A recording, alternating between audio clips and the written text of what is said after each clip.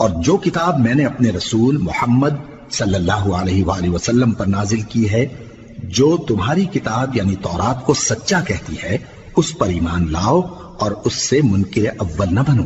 اور میری آیتوں میں تحریف کر کے ان کے بدلے تھوڑی سی قیمت یعنی دنیاوی منفعت نہ حاصل کرو، اور مجھی سے خوف رکھو، اور حق کو باطل کے ساتھ نہ ملاؤ، اور سچی بات کو جان بوجھ کر نہ چھپاؤ،